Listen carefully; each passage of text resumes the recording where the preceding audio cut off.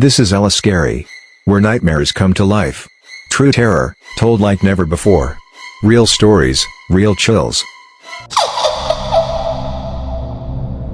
They told her she was safe. They told her she was pretty. They told her it was harmless to paint with, even safe enough to lick, just a little dab on the tongue to sharpen the brush. God, were they wrong?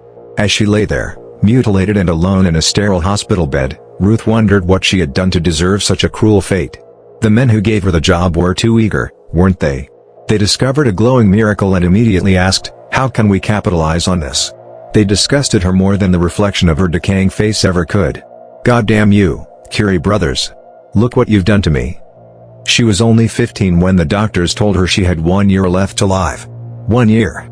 She lived in denial for most of those months, hoping for a miracle that would never come.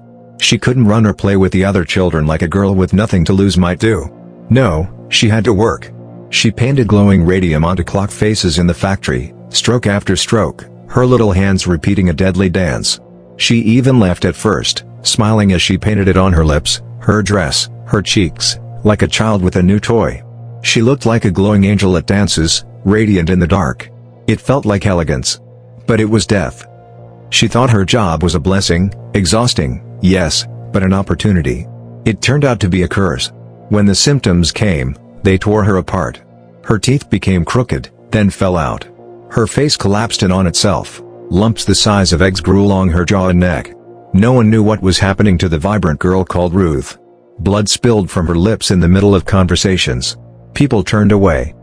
And here I am, she whispered, no friends. No family. Just this cold, solemn fall day. She was bound to her bed by a body that no longer listened. Her vision spun until the world lost shape, and pain pulsed through her like a scream. The buzzing light above her was the last sound she ever heard. And then, silence. Her heart gave out. Her soul slipped from her mangled flesh. But she didn't vanish. No. Ruth became something else. Something eerie, something powerful. Her ghost kept the scars, the wounds, now twisted into something darkly beautiful. Her hair floated like black tendrils, and her feet faded to nothing past her shins. The radium had seeped into her very spirit, her eyes, her dress, even the ghostly clocks around her glowed with that same cursed green. She realized she wasn't in heaven or hell. This was purgatory. But why was she still here? Why hadn't she moved on?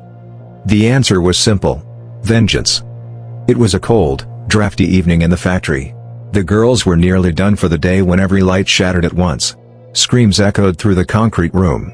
The heavy metal door flew open on its own. Buckets of raw radium spilled across the floor. Tables shook. Shelves toppled. Windows burst one by one, as though struck by invisible fists. A burst of laughter, childlike and joyful, bounced off the walls, chilling every girl to her bones. Then he arrived. A man in a fine suit slid into the room, red-faced and shouting. What happened here? What did you girls do? This job spoils you and this is how you repay it? You think painting and laughing makes you special? I should fire you all. Before he could finish, an unseen force slammed him into the glowing sludge. Radium flooded his mouth, nose, and eyes. He screamed in agony. Ruth pressed him into the floor with glee, her jagged smile stretching across her ruined face. Let him taste it. Let him suffer as she had. He would decay like she did. And she would be watching. Now she haunts factories like this. Cold hospitals. Grand ballrooms she was never healthy enough to dance in. Her soul, rotted and angry, lashes out at greed, cruelty, and exploitation. She is no longer a girl. She is a warning. She is vengeance. A beautiful, violent ghost. For more content, like, subscribe our channel.